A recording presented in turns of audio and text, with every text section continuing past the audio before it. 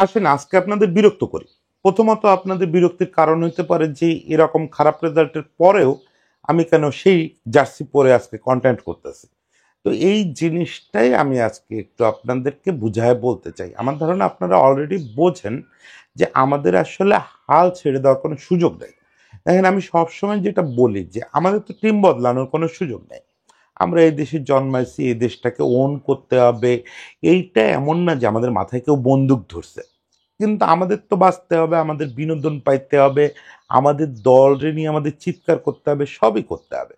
এই হারের জন্য বা ক্রিকেট যে একটা ডেবাকলের মধ্যে পড়ে গেছে, সেজন্য আমরা তো চাইলে দল বদলায় ফেলতে পারবো না। যে কাল থেকে আসেন আমি অস্ট্রেলিয়া সাপোর্ট করি, আপনি ইন্ডিয়ার করেন, আরেকজন পাকিস্তান করেন, এটা তো সুযোগ নেই। এখন আমাদের এখান থেকে ঘুরে দাঁড়াতে হবে। এই ঘুরে দাঁড়ানোর কাজটা শুধু খেলোয়াড়রা করবে বা বোর্ড করবে এটা আমি বিশ্বাস করি না। যদি করার হতো তাহলে এতদিনে করে ফেলতো। আমরা টেস্ট স্ট্যাটাস পাইছি তাও তো 25 বছর হয়ে গেল, তাহলে এতদিনে হতো। এই একজনের জায়গায় আরেকজন বোর্ড সভাপতি আসে, একটা বোর্ডের জায়গায় আরেকটা বোর্ড আসে, আমাদেরকে আশা দেখানো হয়। এক সেট আপের জায়গায় আরেক সেট আপ খেলোয়াড়রা আসে, আমাদেরকে আশা দেখানো হয়। আলটিমেটলি কাজের কাজটা হচ্ছে না। কাজের কাজটা হচ্ছে আমাদের স্ট্রাকচার বদলায় ফেলা, সিস্টেম বদলায় ফেলা। সেই সিস্টেম বদলানোর কাজটা বোর্ড করতেছে না, খেলোয়াড়রা নিজেদের ওই ইমপ্রুভমেন্টের কাজটা করতেছে না। এখন আমার কথা হচ্ছে যে তাহলে আমরা কি করব? আমরা কি খেলা দেখা বাদ দিয়ে দিব? অনেকেই যেরকম ফেসবুকে লিখতেছেন যে আর এই দলের সঙ্গে নাই। ভাই পারবেন না তো। 2 দিন পরে ঘুরে ফিরে এসে আবার এই দলের হার দেখতে বসতে হবে। তো আমার মনে হয় দিস ইজ হাই টাইম যে আমরা নিজেরা চেঞ্জের জন্য কিছু করি। আমরা নিজেরা একটু যার যার জায়গা থেকে সেই সাউটটা করি। কি করণীয় আছে সেই জিনিসটা নিয়ে আজকে বরং একটু আলোচনা করি। দেখেন আমি এটাকে মোটেও বাংলাদেশের ক্রিকেট হিস্ট্রির সবচেয়ে খারাপ সময় বলতেছি না। এর চেয়ে অনেক অনেক খারাপ সময় আমরা দেখছি। আমরা যখন খেলা শুরু করলাম 99-এর দিকে আমরা সিরিয়াসলি ইন্টারন্যাশনাল ক্রিকেটে ঢুকলাম। আমরা ইন্টারন্যাশনাল ক্রিকেট খেলি 80s থেকে, কিন্তু 80s থেকে 90s পর্যন্ত এটা একটা ধরন ছিল যে আমরা প্রতি 4 বছর বা 3 বছর বাদে বাদে দু একটা ম্যাচ খেলতাম। আমরা তখন রেগুলার ইন্টারন্যাশনাল ম্যাচ খেলতাম না, ওই সুযোগ ছিল না। আমরা ওয়ান ডে স্ট্যাটাস পাইলাম, 99 ওয়ার্ল্ড কাপ খেললাম, তারপরে 2000 সালে এসে আমরা টেস্ট স্ট্যাটাস পেলাম। এটাকে আপনি শুরু বলতে পারেন। এরপরে প্রথম 6-7 বছর আমরা কিচ্ছু জিতি নাই, এটাকে আপনি একটা খুব খারাপ ফেজ বলতে পারেন। এরপরে এসে 2003-এর দিকে আমরা খুব ধ্বংসাত্মক একটা সময়ে পড়লাম। এর মাঝখানে যে সময় আমাদের ক্রিকেট একেবারে উলট পালট হয়ে গেল, আমরা খুব বাজে বাজে কিছু পারফরমেন্স করলাম, খুব কলঙ্কজনক কিছু ঘটনা ঘটলো। এবং মজার ব্যাপার হচ্ছে সেই সময় যারা এই ঘটনাগুলো ঘটাইছিল তারা এখন দেখি এখনকার খেলোয়াড়দেরকে উপদেশ টুপদেশ দেয়। তো এটা খুব ইতিহাসের খুব মজা যে যারা খুব খারাপ খারাপ সময় পার করে আসে তারা আবার এসে পরের প্রজন্ম যখন তাদের চেয়ে বেটার করতেছে তাদেরকে উপদেশ দেয়। এরপরে বলতে পারেন বাংলাদেশের ক্রিকেট একটা একটু একটু একটু একটু করে একটা উন্নতির ধারায় ছিল। মাঝে 14 সালে একটা বড় ধাক্কা খাইছিল, তারপরেও 16-17 পর্যন্ত বাংলাদেশ একটা ধারাবাহিকতার মধ্যে ছিল। তারপরে কিন্তু পতনটা শুরু হয়েছে, যেটা আমরা ওইভাবে খেয়াল করি নাই। এই 24-25-এ এসে একদম চোখে লাগতেছে। টেস্ট এবং টি-20-তে আমরা কোনো কালে ভালো ছিলাম না, কোনো কালে ভালো কিছু করি নাই। বরং আমি বলি যে ইদানিং কালে আমরা টেস্ট ভালো খেলি গত 5-7 বছর। কিন্তু ওয়ান ডেটা না, আমরা গত কয়েক বছর 2010-11 থেকে ওয়ান ডেটা আমরা বেশ অভ্যস্ত হয়ে গেছিলাম। জাস্ট এর আগের ওয়ান ডে সার্কেলে আপনি যদি দেখেন আমরা বোধহয় র্যাঙ্কিংয়ে 6 নম্বরে চলে গেছিলাম। আইসিসির যে চ্যাম্পিয়নশিপ হয় সেখানে বোধহয় আমরা 6 থেকে ওই সার্কেলটা শেষ করছিলাম। তারপরে এবার যে চ্যাম্পিয়ন্স ট্রফিতে আমরা খেললাম সেটাও তো আমরা শীর্ষ দলগুলোর মধ্যে ছিলাম বলে খেললাম। কিন্তু ঘটনা হচ্ছে তারপর থেকে পতনটা শুরু হয়েছে। ওয়ান ডে তো আমরা এখন যাচ্ছে তাই খেলতেছি এবং ডিফারেন্সটা খুব ক্লিয়ার হয়ে গেছে। এখন দলগুলো যখন 350 রানের জন্য খেলতেছে আমরা আসলে সেই 250-এর সময় পড়ে আছি। এই জায়গাটায় সমস্যাটা কোথায়, এটা নিয়ে বহু আলোচনা হয়েছে। এইটা নিয়ে বিস্তারিত আলোচনা আমার মনে হয় খুব ক্লিশে হবে এবং এটা আর দরকার নাই। এটা নিয়ে বহু আলোচনা হয়েছে, মানে আমাদের কিচ্ছু করার দরকার নাই এইটা বুঝতে যে আমাদের ক্রিকেটের সমস্যাটা কোথায়। এই 2025 সালে এটা স্রেফ ধরেন আফগানিস্তানের মতো কোনো একটা দলকে আপনি কেস স্টাডি হিসেবে নেন, নিয়ে ওদের ডোমেস্টিক স্ট্রাকচার দেখেন আর আমাদের ডোমেস্টিক স্ট্রাকচার দেখেন, তাহলে একদম কানার ভাই অন্ধও বুঝতে পারবে যে আমাদের সমস্যাটা কোথায়। আমাদের এক বাক্যে ঘরোয়া ক্রিকেটকে ঢেলে সাজাতে হবে। যেভাবে আমাদের ঘরোয়া ক্রিকেট চলতেছে এটাকে আপনি ফাজলামো ছাড়া কিচ্ছু বলতে পারেন না। আমাদের ফার্স্ট ক্লাস ক্রিকেট কার্যত হয় না। আমি আজকে সবচেয়ে নিষ্ঠুরভাবে বললাম এটা হয় না। আমাদের ফার্স্ট ক্লাস ক্রিকেটের নামে যেটা হয় এটা হচ্ছে আইসিসি শর্ত পূরণ হয়। আইসিসি শর্ত আছে যে টেস্ট ক্রিকেট খেলতে গেলে আপনাকে ফার্স্ট ক্লাস ক্রিকেট খেলতে হবে। ওইটা নিয়ে আমাদের কারো কোনো মাথা ব্যথা নেই, না খেলোয়াড়দের, না কর্মকর্তাদের, না ওই দলগুলোর, কারোর কোনো মাথা ব্যথা নেই। প্রথম কথা হচ্ছে ক্রিকেট দল গঠন এবং ওইখানে কম্পিটিটিভনেস, তারপরে খেলোয়াড়দের সুযোগ সুবিধা, তাদের সম্মানী, এই সবগুলোকে স্ট্যান্ডার্ড জায়গায় নিতে হবে। এইটাকে আপনি এই পিকনিকের আবহে যদি রাখেন এবং এই তামাশার আবহে যদি রাখেন, শত চিৎকার করে, শত বিক্ষোভ করে, শত কোটি টাকা ইনভেস্ট করেও ক্রিকেট বদলাবে না, এখান থেকে 1 ইঞ্চিও আর আগাবে না। আগের দিন যেটা নিষ্ঠুরভাবে বলছি যে 2 দিন পরে নেপাল আমেরিকাও আমাদের টপকায় যাবে, তাই হবে যদি আপনি ফার্স্ট ক্লাস ক্রিকেটের স্ট্রাকচারে না হাত দেন। দেখেন আজকে আমরা ইব্রাহিম জাদরানি নিয়ে উচ্ছ্বসিত এবং ঈর্ষান্বিত যে ইব্রাহিমের মতো ছেলে 2 দিন এসে আমাদের বড় বড় তারকার চেয়ে ভালো কি করে করলো। ইব্রাহিম জাদরান গত বছর ওদের ফার্স্ট ক্লাস ক্রিকেটের সর্বোচ্চ রান স্কোরার, ওদের বড় যে টুর্নামেন্টটা হয় আমি নাম ভুলে গেছি। মানে আপনি ফার্স্ট ক্লাসে ভালো করতেছেন মানে আপনার সব ফরম্যাটে ভালো করার একটা সুযোগ থেকে যাচ্ছে। ফলে প্রথম এবং প্রধান কাজ হচ্ছে ফার্স্ট ক্লাস ক্রিকেটকে এই পিকনিক স্ট্রাকচার থেকে বের করে আনা। যদিও জাকের আলী অনেক আমার কথা শুনলে রাগ করবেন, উনি গত বছর যখন জাতীয় দলে প্রথম ডাক পেলেন তখন একটা প্রেস মিটে বলতেছিলেন যে ফার্স্ট ক্লাস ক্রিকেটকে পিকনিক ক্রিকেট বললে আমাদের কষ্ট লাগে। ভাই অনেক আপনাদের কষ্ট দেওয়ার জন্য এটা বলি না, আমরা বলি এটা যাদের অ্যারেঞ্জ করার কথা তাদের জন্য।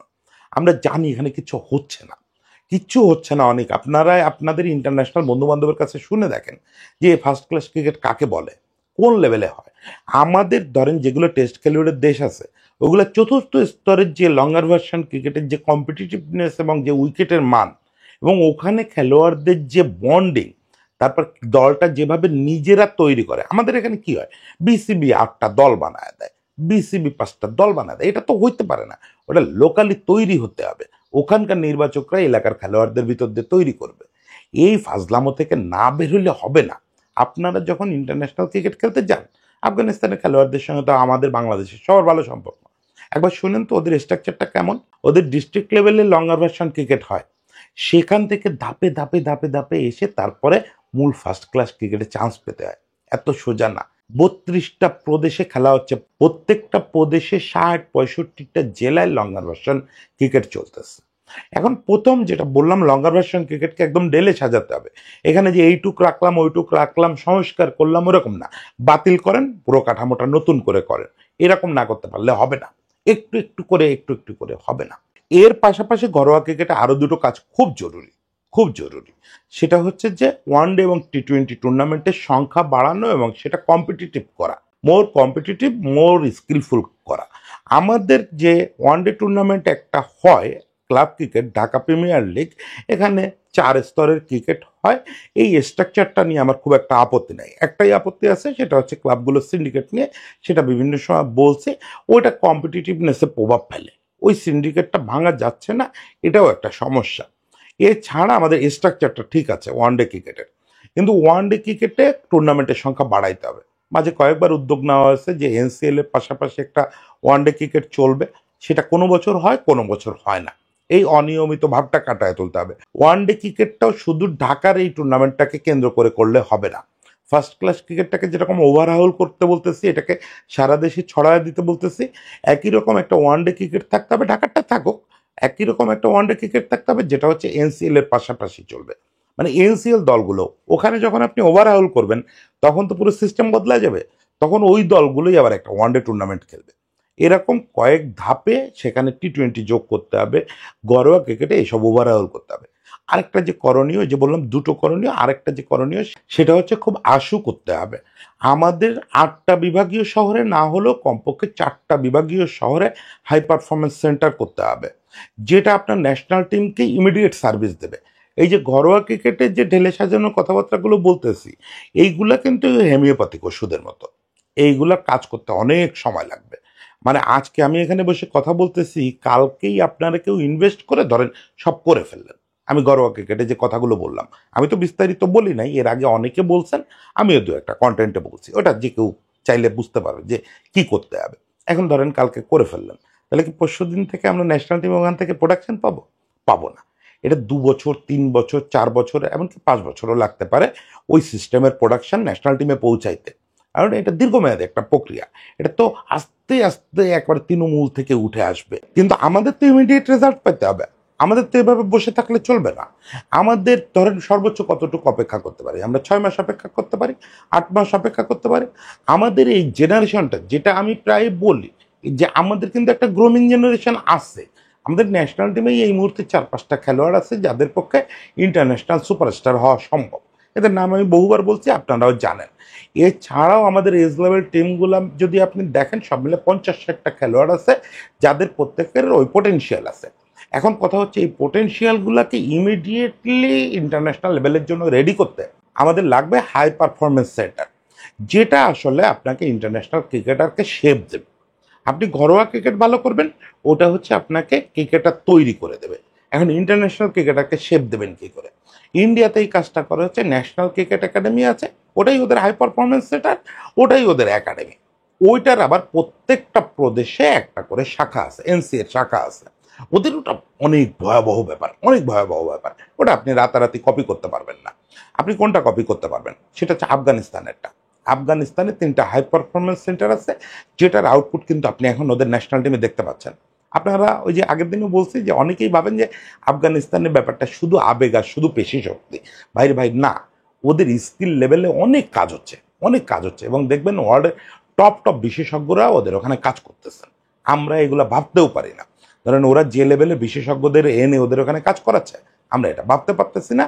আমরা এগুলা নিয়ে ভাবিত না। আমরা ক্লাব পলিটিক্স, এই বোর্ড নির্বাচন, এইসব নিয়ে খুব ভাবিত। এই বিপিএল এর টাকা পয়সা মারা, এইসব নিয়ে ভাবিত। আমরা এই হাই পারফরমেন্স নিয়ে ভাবিত না। আমাদের এখানে জিনিসটা শুরু হয়েছিল রিচার্ড ম্যাকেন্সের হাত ধরে, এবং এই ফাহিম ভাই ছিলেন এটার অন্যতম পরিকল্পনাকারী। সেই জিনিসটা বন্ধ হয়ে গেছে, সেই জিনিসটা আর আউটপুট দিচ্ছেন। দেখেন আমাদের এখানে রিচার্ড ম্যাকেন্স, ফাহিম ভাইরা যখন হাই পারফরমেন্স সত্যিকারের করলো, তখন কিন্তু সেখান থেকে আমরা রেজাল্টও পাইছি, ইমিডিয়েট রেজাল্ট পাইছি। 2006 আন্ডার-19 যে ব্যাচটা, মানে সাকিব, তামিম, মুশফিক, শুভ, এই ব্যাচটা তো ভয়াবহ ব্যাচ ছিল। এই ব্যাচটা তো ওইটার আউটপুট। এরপরেও আমরা হাই পারফরমেন্স থেকে কিছু খেলোয়াড় পাইছি, এরপরে কার্যত এটা বন্ধ হয়ে গেছে।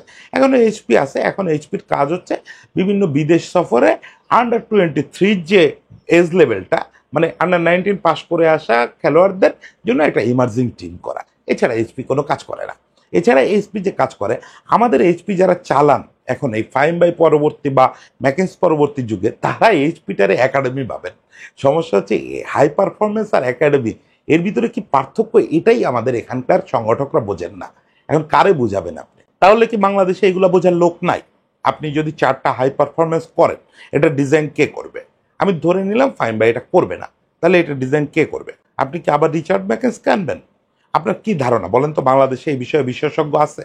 আমি আপনাদের বলি, এই মুহূর্তে পৃথিবীর অন্যতম সেরা 2জন এইচপি বিশেষজ্ঞ, মানে হাই পারফরমেন্স বিশেষজ্ঞ বাংলাদেশি। বিশ্বাস করেন আর না করেন, একজন হচ্ছে রতন ভাই। রতন ভাই আছে ইংল্যান্ডে। রতন ভাই ইতিমধ্যে অনেকগুলো অ্যাওয়ার্ড জিতছে। ইভেন সে ব্রিটিশ গভর্নমেন্টের কাছ থেকেও একটা অ্যাওয়ার্ড জিতছে, সেটা হচ্ছে বাচ্চাদের নিয়ে কাজ করার জন্য, বাচ্চাদের ক্রিকেট ডেভেলপ করার জন্য। এমনকি তার নামে একদিন কিয়া ওভালের নামকরণও করা হয়েছিল সম্মান দেওয়ার জন্য। রতন ভাই আমাদের লোকাল কোচ, রতন ভাই আমাদের লোকাল মানুষ। রতন ভাইয়ের সঙ্গে আমাদের সবার খাতির আছে। রতন ভাইয়ের এক্সপার্টাইজটা কি? রতন ভাইয়ের এক্সপার্টাইজটা হচ্ছে মূলত এই কোচিং স্টাইল ডিজাইন করা, এই হাই পারফরমেন্স নিয়ে কাজ করা। আফগানিস্তানের এই যে 3টা সেন্টার, এই 3টা সেন্টার ডিজাইন করা কার? মানে এই 3টা সেন্টার কিভাবে চলবে না চলবে, এটা কে করে দিছে? আমিনুল ইসলাম বুলবুল করে দিছে। আমরা যখন বুলবুল বাইরে নিয়ে বড় বড় কথা বলি, তখন আপনারা এটা নিয়ে হাসাহাসি করেন যে আমাকে বুলবুল ও চিনি। আপনাকে বুলবুল কই গেছে আপনারা চিন্তাও করতে পারেন না। যেসব দেশকে এরকম তুলে আনার টার্গেট নিচ্ছে আইসিসি, ওই সব জায়গায় অ্যাসাইনমেন্ট দিয়ে পাঠায় বুলবুল বাইরে আইসিসি, যে যাও ওই জায়গায় ডিজাইনটা করে দাও, ওদের কি করতে হবে এটা ঠিক করো। আমি বলি আপনাকে, এই যে আজকে পুরো জিনিসটা বললাম, এতক্ষণ ধরে বলতেছি, এই পুরো জিনিসটা আপনার কিছু ভাবতে হবে না। জাস্ট চোখ কান বন্ধ করেন, বুলবুলের একটা মেল করেন বা ফোন করেন, হোয়াটসঅ্যাপ নাম্বার না থাকলে আমারে বলেন, বা আপনার আশেপাশে থাকা যে কোনো সাংবাদিকরে বলেন। আপনারা তো বলবেন যে আপনারা খুঁজে পান না। যে কোনো সাংবাদিকরে বলেন, বাংলাদেশের সবার সঙ্গে ওনার যোগাযোগ আছে, সকাল সন্ধ্যা কথা হয়। সেই লোকটারে ফোন দেন, ফোন দিয়ে বলেন যে আইসিসির চাকরি ছাড়ো, আইসিসির চাকরি ছাড়ো, তোমার ফ্যামিলি অস্ট্রেলিয়ায় আছে, থাক, তুমি আইসিসি থেকে যা পাও তার চেয়ে বেশি দিচ্ছি।